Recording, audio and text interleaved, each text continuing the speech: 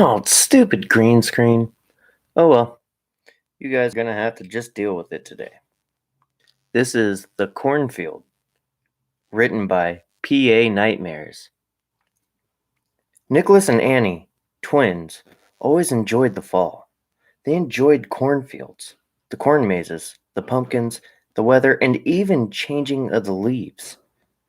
They always would play games in the cornfields, any chance they got. Living in Pennsylvania, especially in a farm country, hold on, especially in farm country, there was an abundance of cornfields, so they never had to play in the same field twice. However, the farmers never would take too kindly to them, playing in their hold on. So, however, the farmers never would take too kindly to them playing in their fields, and always tried to avoid fields that would have scarecrows. For some reason, scarecrows always unnerved them. There was always something off about them, like any second they could come to life and get you.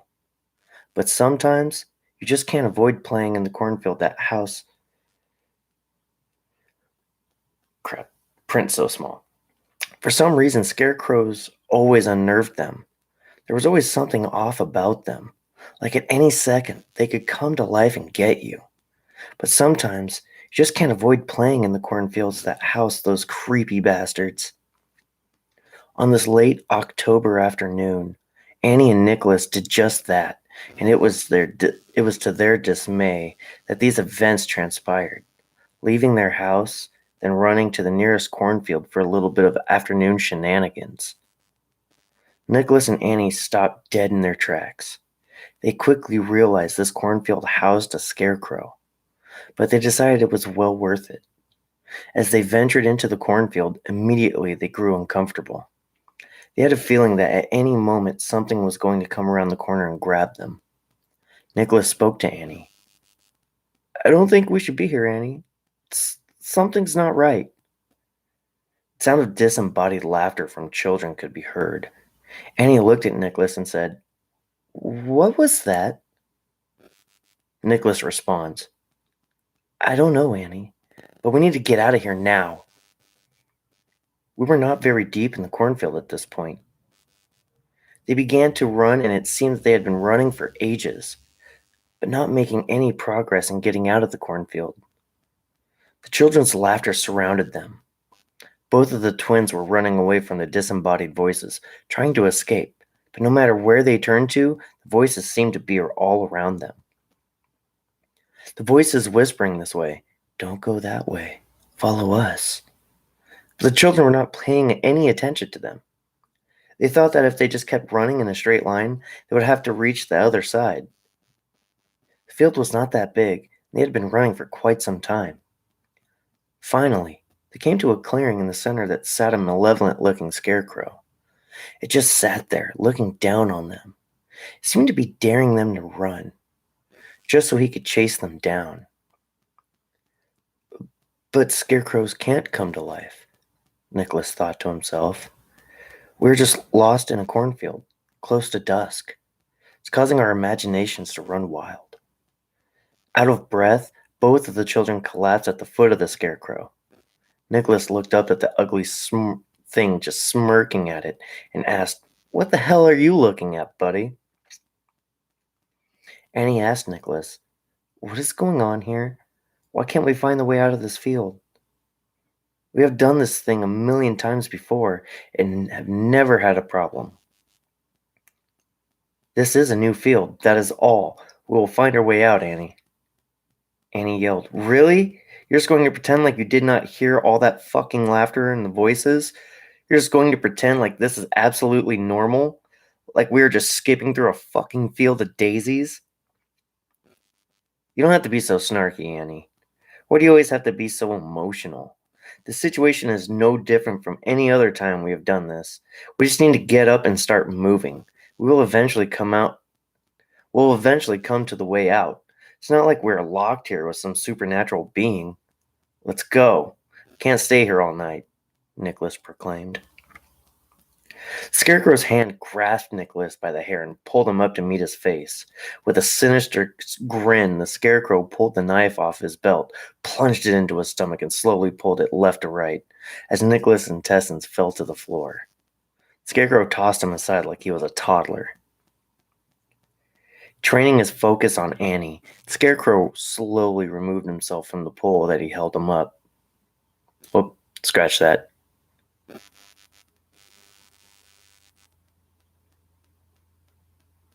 Training his focus on Annie, Scarecrow slowly removed himself off the pole that held him up. Annie started to run. Once again, the spirits started to surround her. Go this way. He's going to get you. No, you're going the wrong way. Follow us. The disembodied voice commanded her to follow them, but she just assumed that this was just another trap set by the cornfield and continued to run in a straight line. She kept running and running. The next thing she knew, she was back in the center of the cornfield. She was now face to face with the thing that just killed her twin brother.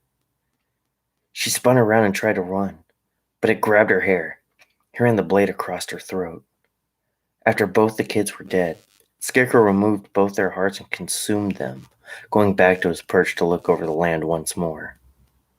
Now that he had his sacrifices, this land would prosper and flourish for another year, as well as no harm would come to this land. Such was the pact of the ancestors of this land had made him with all throughout the years ago. Now that the children were dead, they could see the spirits of the other children that were in the field. We were trying to help you, not hurt you. If you had listened to us, we had shown you the way out. Now, just like us, your souls are doomed to wander these fields for all time. Nicholas and Annie both did not believe they were trapped in the cornfield, so the spirits of past sacrifices escorted them to the boundary of the cornfield. As the children tried to escape their new prison, they noticed in the distance their parents running up to the house of the person who owned this land. Annie and Nicholas's parents were in desperate search of their kids. They furiously pounded on the farmer's door. John, the farmer, answered the door. Hello, Mr. and Mrs. Jenkins. What can I do for you this evening? Have you seen our kids? Miss Jenkins exclaimed. In a panicked tone, she states, You know what time of year it is? We have not had the lottery yet. John cursed. Shit! They were your young'uns? Well, I saw them enter my field a while back. I tried to stop them. But once they crossed into the Vanier's domain, their fates were sealed. And that is The Cornfields, written by our very own P.A. Nightmares.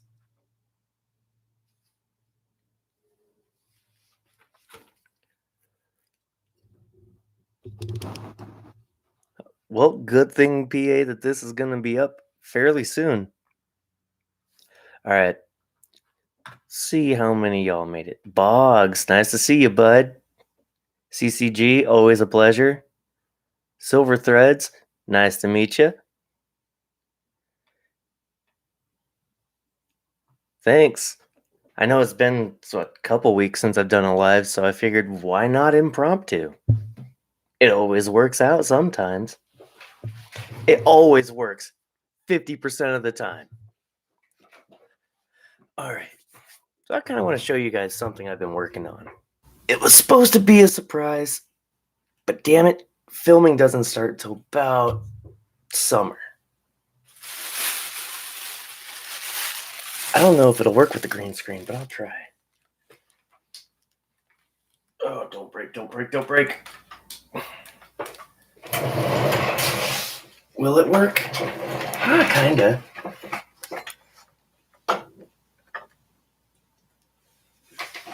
Looks just like me.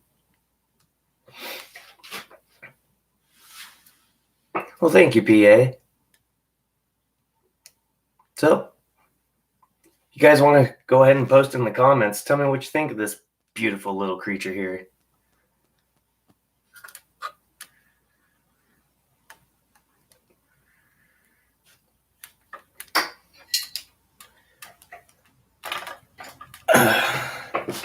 All right. Put the back up. I broke something. Oh, that's just my will to live. I'm good. That going to be me? Why would that be me? That's that. Anywho, I figured I'd make this last about 15 minutes. I expected the story to go a little bit faster, a little bit more mistakes, but I guess I'll spend the next 5 minutes hanging out with you guys. So, impromptu Q&A, go ahead. Anybody. Come on now, I'm not shy.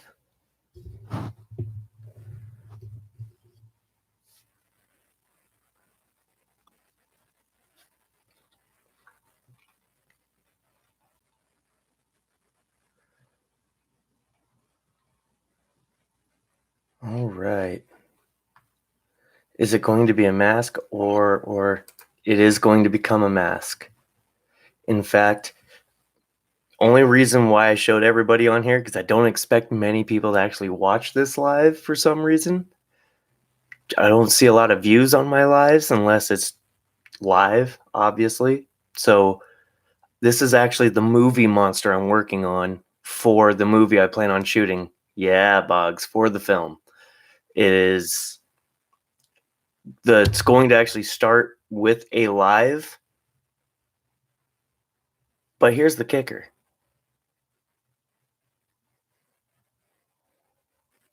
I'm not the movie monster. Whatsoever. I actually hired a coworker of mine, told him he's going to do it whether he likes it or not. So he agreed.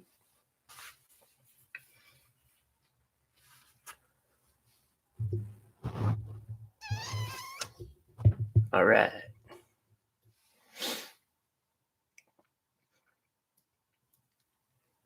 I think if you died, who would you want to read your eulogy? Ooh. Well, actually, I don't want anybody to read my eulogy. I just want the song Eulogy played for me from Tool. It's already written. There you go. He had a lot to say. Very cool. I just started getting into the Evil Tooth Fairy films. Are you directing, writing, many roles? This is actually the first one I'm worked on. That's kind of a low budget production, kind of a passion project.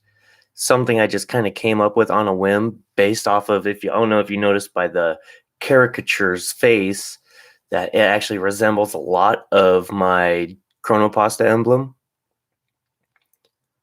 minus the skull overmask. So I'm kind of playing him into his own role for this. Is that a cat?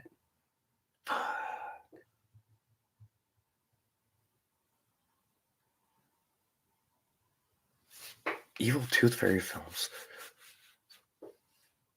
Is that like a genre, or is Evil Tooth Fairy a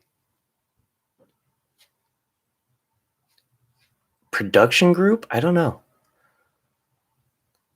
Well, the best part about it is that it's an episodic movie I'm shooting actually for YouTube, or to be put onto YouTube. So there's going to be releases periodically. I'm not going to do the full length until I can actually pick up a good production value and make it into a full length movie. This is going to be like, I don't know the best way to put it. Yeah, yep. I'm not even going to explain it anymore. It's just going to be that. It's going to be episodic. I mean, I have nothing else to say, really. No further questions. No, I'm joking. Sounds fun.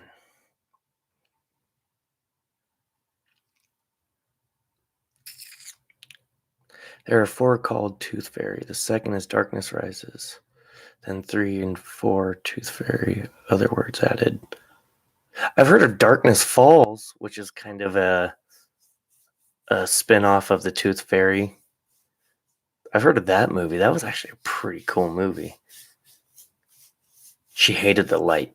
And if you looked at her, she stole all your teeth and put them in her face. It was weird. Darkness rises. That is actually the opposite of darkness falls. Now I want to go watch that movie again. Thanks a lot, Boggs. Anyways, I appreciate you guys for coming out and checking out PA's amazing story. PA, dude, you need to get your personal URL set up because the link I posted in the description was the only link I was able to get from your YouTube channel. So please set that up so it makes it easier for people to find you, man. You've got amazing content and some awesome stories. And by the way, if any of you guys don't know PA for some reason, I don't know why you wouldn't. He actually just started today his Wednesday stories of all stories that he's written himself. So please go check those out. And I'll see you guys. You have your URL set up? Hold on. I'm double checking that because it does not look like it. I am getting -channel UCXL8BW7BKGDG blah blah blah, etc. etc. Anyways, love you guys. Thank you for coming out, and I'll catch you guys later. Bye bye.